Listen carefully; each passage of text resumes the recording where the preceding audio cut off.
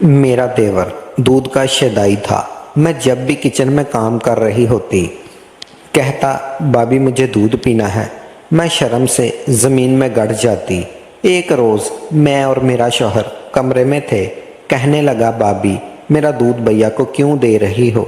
शौहर ने ये बात सुनते ही गुस्से से मेरा शौहर मुझसे बेहद मोहब्बत जता रहा था। वो हमेशा ही मुझसे बहुत प्यार से पेश आता था, लेकिन आज उसके मूड कुछ ज़्यादा ही रोमांटिक हो रहा था, जो मुझे बहुत अच्छा लग रहा था।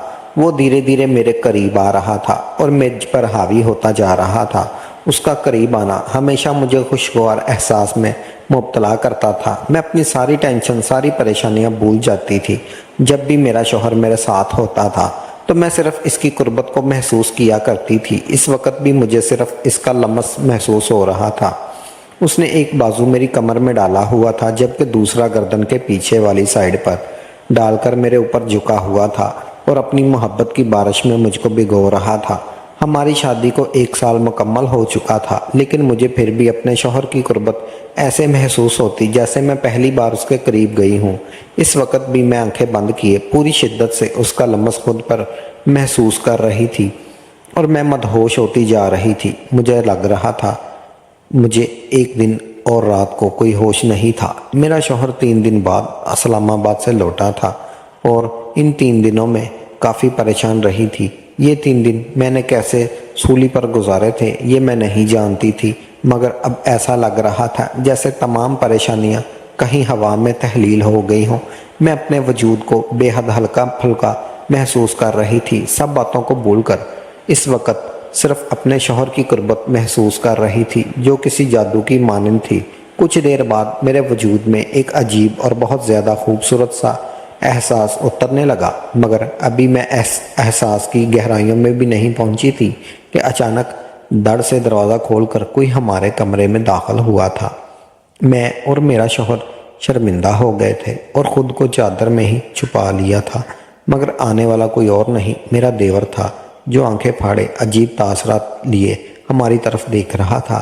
अपने देवर को देखते ही मुझे वो तमाम टेंशन याद आ गई जो मैं पिछले 1 साल से बर्दाश्त कर रही थी, और पिछले 3 दिनों में तो हद से ज़्यादा बढ़ गई थी, क्योंकि इस वक्त मेरे शौहर घर पर नहीं थे। मैंने गुस्से से उसकी तरफ देखते हुए चेहरा दूसरी तरफ फेर लिया और मेरे शौहर ने मेरी ये हरकत बगौर नोट की थी। वो मेरे देवर से कहने लगा, क्या बात है, तुम कमरे में क्या करने आए हो, और तुम्हें कितनी बार कहा दरवाज़ा ढाँक करके आया करो। मेरा देवर अपनी गलती मानने की बजाय मुझ पर भड़कने लगा। मुझसे कहने लगा, भाभी आप ये क्या कर रही हैं, मुझे आपसे ये उम्मीद नहीं है।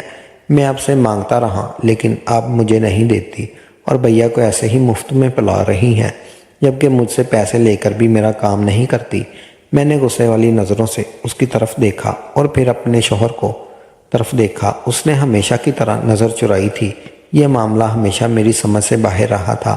शौहर तो अपनी बीवी के मामले में गैरतमंद होते हैं, मगर मेरा शौहर ना जाने किस पर चला गया था कि उसे अपनी बीवी के मामले में कोई गैरत ही नहीं आती थी। इस वक्त मेरा देवर धक्के लफ्ज़ों में जो बात कर रहा था वो मेरा शौहर भी बखूबी समझ रहा था, मगर ऐसे अनजान बन गया जैसे उसे किसी बात की समझ ही ना आई हो। मेरा देवर साफ लफ्ज़ों में बोला, भाभी आप मेरे साथ जुल्म कर रही हैं, आप मेरा दूध भैया को क्यों दे रही हैं। तब तो मुझे और भी ज़्यादा गुस्सा आया। मैंने वहीं खुद पर चादर ओढ़े हुए इस पर हाथ उठाने की कोशिश की, मगर मेरी चादर मेरे जिस्म से गिर गई। इस हाल में मेरे देवर ने मुझे सीधा करके मेरे शौहर के सामने ही मैं ज़मीन पर बैठी हुई थी और अपनी किस्मत को रो रही थी। तकदीर ना जाने मेरे साथ कैसा खेला।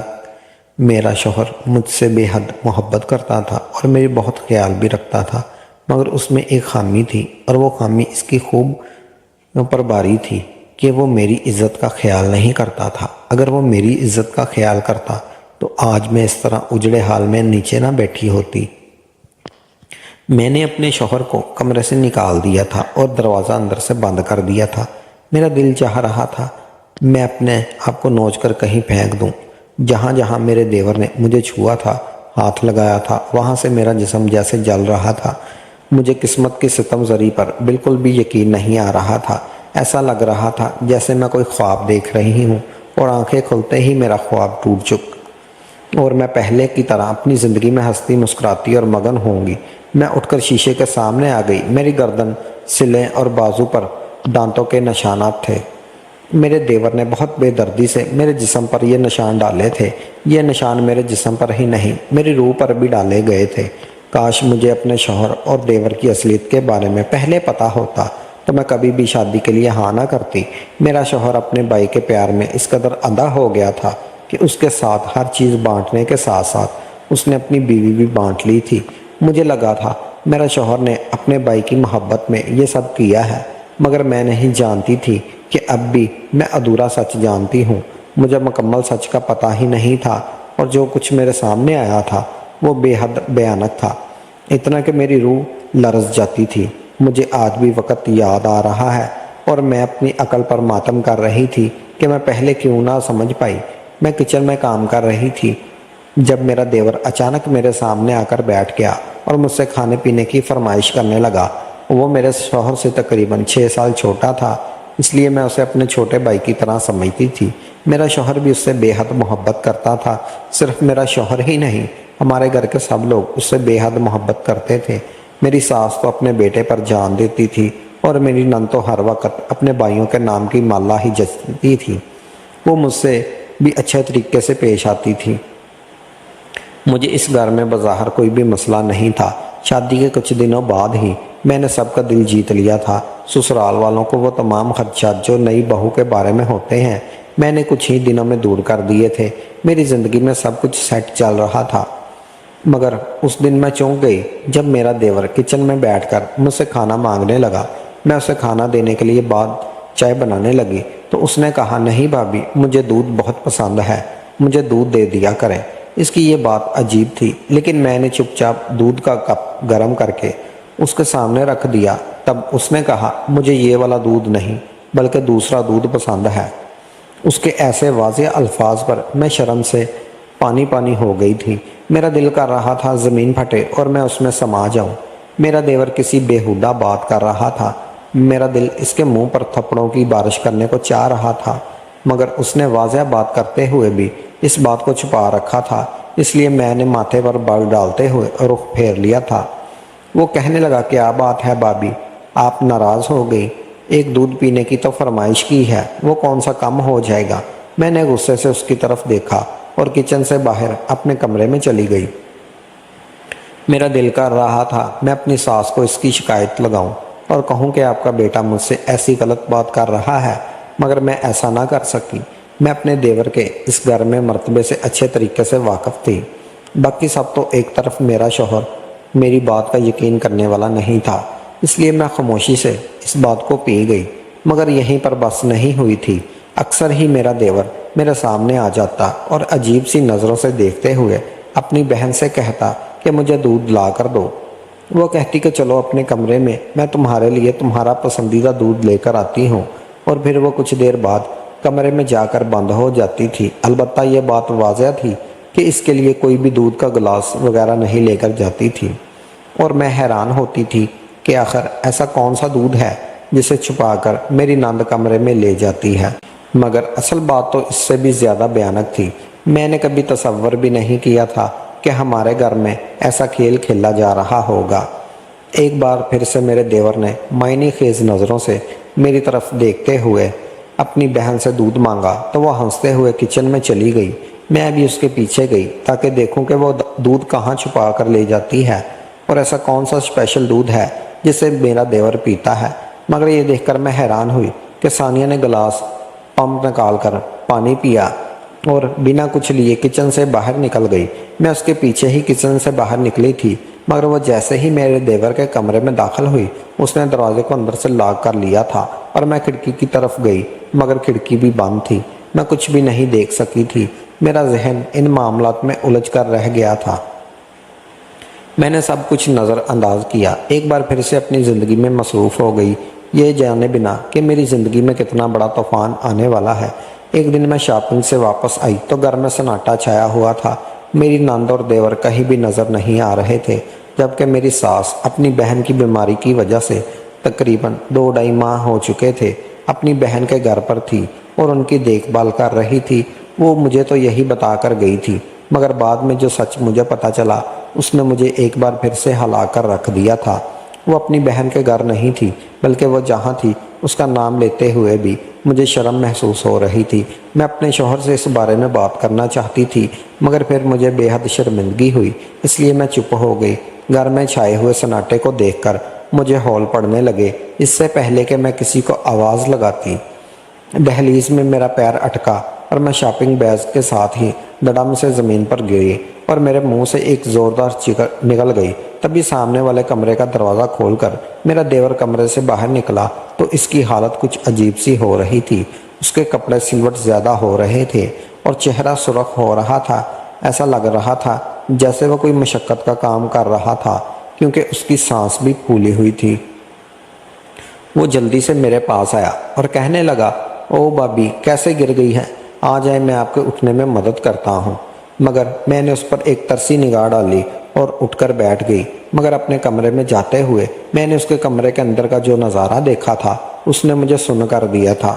میں سکتہ زیادہ سی کھڑی ہوئی تھی، نہ مجھ سے آگے کی طرف قدم بڑھائے جا رہے تھے اور نہ ہی میں اس کے کمرے میں داخل ہو پا رہی تھی۔ نہ جانے کتنی دیر میں کھڑی کمرے کے اندر جھانکتی رہی، جب میری نند نے میری طرف دیکھا اور اٹھ کر واش روم میں بند ہو گئی۔ وہ بیڈ پر آڑی ترچھی لیٹی ہوئی تھی، اس پہ لباس انتہائی بے ترتیب تھا، اس کی کمر کی ہک کھلی ہوئی تھی اور اس نے انڈر گارم بھی نہیں پہنا ہوا تھا، بلکہ وہ بیڈ پر پڑا ہوا تھا۔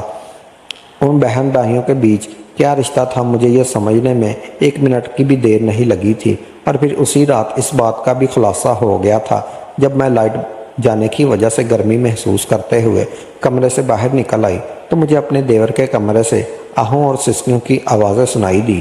آج لائٹ چلی جانے کی وجہ سے انہوں نے کھڑکی کھولی ہوئی تھی۔ انہیں لگ رہا تھا کہ میں گہری نیند سو رہی ہوں، یہ شاید باہر نہیں آؤں گی۔ ایسا لگ رہا تھا جیسے وہ دونوں آپس میں تعلق بناتے ہوئے مجھے بالکل ہی بھول گئے تھے۔ مگر میں کھڑی ہوئی یہ سارا منظر دیکھ رہی تھی۔ میری نند اور دیور ایک دوسرے سے لپٹے ہوئے تھے اور تعلق بنانے میں مصروف تھے۔ وہ دونوں ہی لباس جیسی قید سے آزاد تھے، اور میرے دیور نے میری نند کے ساتھ جو کچھ کیا تھا اسے دیکھ کر میں اپنے چہرے پر ہاتھ رکھتے ہوئے بمشکل اپنے چیخ کا گلا گونڈتا تھا۔ میں نہیں جانتی تھی کہ مجھے ایسا گھر نصیب ہوگا جہاں پر رشتوں کی قدروں کا اس طرح سے پامال کیا جاتا ہے۔ اگر میرا شوہر گھر پر ہوتا تو میں فوراً اسے بتا دیتی، مگر وہ گھر پر نہیں تھا۔ یہی میری مجبوری تھی۔ میں اتنے وقت سے ان دونوں کی حرکتوں کو نوٹ کر رہی تھی، مگر اندازہ کر دیتی، یہاں تک کہ اپنے شوہر سے بھی بات چھپائی تھی۔ مگر جب کچھ عرصے تک اس نے اپنی گھٹیا حرکتیں کرنی بند نہیں کی تھی تو میں نے اپنے شوہر کو شکایت لگانی شروع کر دی، مگر وہ اس کے بارے میں کوئی لفظ سننے کے لیے تیار نہیں تھا۔ اس کا کہنا تھا کہ وہ مجھے چھوڑ دے گا لیکن اپنے بھائی کو نہیں، ایسی کوئی بھی برداشت بات نہیں کرے گا، اور یہی بات مجھے انگاروں پر لٹا گئی تھی۔ لیکن اپنا گھر بسانے کی خاطر میں چپ ہو گئی تھی۔ اب جب بھی میں نے اس بہن بھائی کو ایسی حالت میں دیکھ لیا تو میں اسے بھی دکھانا چاہتی تھی، مگر یہی مجبوری تھی کہ آج ہی اسلام آباد کے لیے روانہ ہوا تھا اور اسے 3 دن کے بعد لوٹ کر آنا تھا۔ میں نے ایک کمرے میں جا کر اس کا نمبر ڈائل کیا، مگر اس کا نمبر بھی بند جا رہا تھا۔ میں پریشان ہو گئی۔ میں اپنی ساس کو یہ سب بتانا چاہتی تھی، مگر میں جانتی تھی وہ میری بات پر کبھی یقین نہیں کرے گی۔ میں نے موبائل اٹھایا اور چپکے سے اپنے دیور اور نند کی تصویریں کھینچ لی۔ تصویریں کھینچنے کے دوران میرے دیور اور نند کی نظر مجھ پر پڑ گئی۔ انہیں میں نے یہ ظاہر نہیں ہونے دیا کہ میں نے اس کی تصویریں بنا لی ہیں، مگر میں انہیں خوب لعن ملامت کی تھی، اور یہاں تک کہ میں تمہارے بھائی کو سب کچھ بتا دوں گی، اور اگر تم نے میرے ساتھ کوئی بدتمیزی کرنے کی کوشش کی تو مجھ سے برا کوئی نہیں ہوگا۔ میرا دیور شاید میری بات کو سمجھ گیا تھا۔ اس نے میرے ساتھ ایسی ویسی کوئی حرکت کرنے کی کوشش نہیں کی تھی، مگر اگلے دن دکھا دیا تھا جب میں صحن میں لگے ہوئے پودوں کو پانی دے رہی تھی۔ وہ میرے پاس آ کر ٹھہر گیا اور کہنے لگا، بابی آپ بہت خوبصورت ہیں، کیا آپ کی خوبصورتی میں سے کچھ حصہ بھی مجھے مل سکتا ہے؟ اس کی ایسی واضح بات پر میں نے پانی کا پائپ اس کے منہ پر مارا تھا اور کہا تھا، اپنی حد میں رہو تو بہتر ہے اور مجھ سے دور رہا کرو۔ میں ہمیشہ سے ہی نہیں ڈرتی تھی اور کبھی کسی سے خوف محسوس نہیں کیا تھا، مگر اس وقت مجھے اس سے ڈر لگ رہا تھا۔ یہ الگ بات تھی کہ میں اس پر ظاہر نہیں کرنا چاہتی تھی کہ میں اس سے ڈر رہی ہوں، اس لیے اس کی آنکھوں میں آنکھیں ڈال کر اس کے سامنے کھڑی ہوئی تھی۔ तब उसने कहा कि भाभी, अगर आपने मुझे और कुछ नहीं देना तो कम से कम थोड़ा सा दूध दे दे। मुझे दूध बेहद पसंद है और आपके दूध तो बहुत खूबसूरत हैं। मेरा दिल करता है कि मैं आपके दूध को मुंह में लेकर, इससे पहले कि वो अपनी बात मुकम्मल करता, मुझे इस पर बहुत गुस्सा आया था। मैंने पानी का पाइप उसके मुंह पर जोरदार तरीके से मारा था और जाकर अपने कमरे में बंद हो गई थी। इसकी घटिया बातें बर्दाश्त करना मेरी बर्दाश्त से बड़ा इम्तिहान था, मगर अपने शौहर के आने तक मुझे यह सब कुछ बर्दाश्त करना था। मैंने सोच लिया था कि मैं अपने शौहर के आते ही इससे अलग घर का मुतालबा कर दूंगी, मगर मेरा शौहर जब लौटा तो मैं अपने सारे मुतालबात भूल गई, क्योंकि वो बेहद खुश था। वो जिस काम के लिए गया था वो मुकम्मल हो गया था। उसकी डबल प्रमोशन हो गई थी। वो मुझे अपनी खुशी में शरीक कर रहा था और इसकी खुशी देखकर मैं भी खामोश हो गई थी। मुझे अपने शौहर से बेहद मोहब्बत थी। मैं उनके सामने अपनी परेशानी का रोना नहीं रो सकती थी। पहले मुझे इसकी खुशी में खुद को शरीक करना था। पहले तो मैं इसे अपनी परेशानी बताने वाली थी और इसे जल्द अज जल्द एक अलग घर का इंतज़ाम करने का कहने वाली थी। मेरा शौहर बिना मेरी नंद और देवर से मिले मेरा हाथ पकड़कर मुझे कमरे में ले आया और मेरे करीब आने के लिए बहुत बेताब था। मैंने भी अपना आप इसके सुपुर्द कर दिया। हम दोनों एक दूसरे में मसरूफ़ थे। जब मेरा देवर कमरे में आ गया, मेरे होश इस वक्त उड़े जब उसने मेरे शौहर के सामने कहा था कि आप मेरा दूध अपने शौहर को क्यों दे रही हैं। तब मुझे अपने शौहर पर गुस्सा आया था कि उसने मेरी तरफ से कोई बात क्यों नहीं की। मैंने हमेशा से शिकायत की थी तो उसने मेरी बातों को नज़रअंदाज कर दिया था, मगर आज अपने कानों से इतनी बड़ी बात को सुनकर वो चुप था। मुझे इसमें गैरत की शदीद कमी महसूस हो रही थी और मैं इसे एहसास दिलाने ही लगी थी जब मेरा देवर काबू से बाहर हो गया और उसने ऐसी ऐसी बातें कहीं कि मैं गुस्से में अपनी हालत का ख्याल किए बगैर इसके सामने खड़ी हो गई। तभी मेरी तरफ देखकर उसने अपनी कमीज़ उतार कर फेंक दी और मुझ पर हावी होता गया। आज मैं लुट गई थी। मैं बिल्कुल ही पामाल हो गई थी और ये सब मेरे शौहर के सामने हुआ था। मेरा शौहर बस अपने भाई की दरिंदगी का तमाशा देख रहा था। उसने आगे बढ़कर मुझे बचाने की, अपने भाई को दूर करने की कोशिश नहीं की थी। यही बात मुझे बेहद तकलीफ में मुब्तला कर गई थी। मैं कमरे का दरवाज़ा बंद किए बैठी थी। आधी रात गुजर गई थी मगर मैं कमरे से बाहर नहीं निकल रही थी। मेरा शौहर मेरी मिन्नतें कर करके थक गया था, मगर मैंने दरवाज़ा नहीं खोला था। इससे मैंने सच्ची मोहब्बत की थी, मगर उसने मेरी इज्जत का ज़रा भी ख्याल नहीं रखा था। अचानक मेरी नज़र एक चीज़ पर पड़ी तो मेरी आंखें चमकने लगी और मेरे दिल को खुशी का एहसास हुआ। कम से कम इस कैद खाने से बाहर निकलने का कोई राह तो नज़र आई थी। कुछ ही देर बाद मुझे खिड़की के बाहर खटका महसूस हुआ तो मैं सोती बिना मेरा देवर खिड़की की चिड़खनी तोड़कर कमरे में दाखिल हो चुका था और एक बार फिर से बुरे इरादे से मेरी तरफ बढ़ रहा था। मैंने मोबाइल का कैमरा ऑन करके पहले वहां रख दिया था और सोने का नाटक करने लगी थी, मगर मेरा देवर बिना किसी चीज़ के लिहाज किए मुझ पर हावी होता गया था। मैं हड़बड़ा कर उठी और उसे खुद से दूर करने की कोशिश करने लगी। वो हंसते हुए अपने गंदे इरादे लिए मेरी तरफ बढ़ रहा था। जब अचानक एक गली में पुलिस के आने का सायरन बजा तो वो घबरा गया और कमरे से भागने की कोशिश करने लगा, मगर इस बार मैंने उससे हाथ पकड़कर रोक लिया था। गंदे इरादे से मेरा हाथ पकड़ा करता था, मगर आज मैंने उसके सारे इरादे मट्टी में मिलाने के लिए उसका हाथ पकड़ लिया था। उसने भागने की कोशिश की लेकिन मैंने उसे पकड़ लिया था और जब उनकी गिरफ्तारी हो गई तो मुझे पता चला था कि ये लोग फराड और धोखाबाज थे। इन लोगों का यही काम था। ये गरीब लड़कियों के यहाँ रिश्ते बेचते थे और फिर उनके साथ शादी करके कुछ अरसा उनके साथ वक़्त गुजारते और इन्हें सब चीज़ों का आदी करते, फिर बाद में इन्हें बेचते थे। ये फिर अपने पास रखकर ये कमाई का ज़रिया बना लिया करते थे। इनकी असलियत जानकर मुझे इनसे घिन महसूस हो रही थी और मैं अपने खुदा से शिकवा कर रही थी कि मैंने ज़िंदगी में ऐसा भी कौन सा गुनाह कर दिया था कि इस कदर बुरे लोगों से मेरा वास्ता पड़ गया। मेरी इज्जत ही जाती रही। और एक बात जिससे मुझे मज़ीद तकलीफ़ हुई थी वो ये थी कि मेरा निकाहनामा झूठा था, जैसे मेरे दिलो जान पर कोई खंजर चल गया था। मुझे यकीन नहीं आ रहा था कि मैं इतने अरसे से इसके साथ नाजायज़ रिश्ते से रह रही थी। मेरा कोई बच्चा भी नहीं हुआ था, वरना वो भी नाजायज़ ही होता। मेरे ससुराल वालों को तो पुलिस ने गिरफ्तार कर लिया, लेकिन मैं अंदर से टूट कर रह गई थी। मगर आहिस्ता आहिस्ता अपने बूढ़े माँ बाप के लिए मैंने खुद को संभाल लिया था کیونکہ میں جانتی تھی میرے ماں باپ سے کبھی بھی برداشت نہیں ہو پائے گا۔ میں نے اپنے ماں باپ کو صرف اتنا کہا تھا کہ میری اپنے شوہر کے ساتھ نہیں بن سکی، اس لیے میں نے طلاق لینے کا فیصلہ کر لیا، ورنہ نہ جانے میرے ساتھ کیا ہوتا۔ میرے خدا نے مجھ پر آزمائش ڈالی تھی، لیکن وقت رہتے ہی مجھے آزمائش سے نکال لیا، اور اس بات کے لیے میں جتنا بھی اللہ تعالیٰ کا شکر ادا کروں اتنا ہی کم ہے۔ بے شک اللہ تعالیٰ کے ہر فیصلے میں بے حد حکمت پوشیدہ ہوتی ہے۔ میں شادی سے پہلے نماز روزے کی اتنی پابند نہیں تھی، مگر اس واقعے کے بعد میں نے اپنا تعلق اللہ سے اس قدر مضبوط کر لیا کہ مجھے کسی دوسری کی ضرورت نہیں محسوس ہوتی۔ شاید مجھ پر یہ تکلیف آئی ہے اس لیے تھی تاکہ میں اپنے خدا کے بے حد قریب ہو سکوں۔ ناظرین، ہماری آج کی کہانی آپ کو کیسی لگی؟ کمنٹ سیکشن میں اپنی رائے کا اظہار ضرور کیجیے گا، اور اگر آپ کو ہماری آج کی کہانی پسند آئی ہے تو ہمارے چینل کو لازمی سبسکرائب کیجیے گا۔ آپ کا بہت بہت شکریہ۔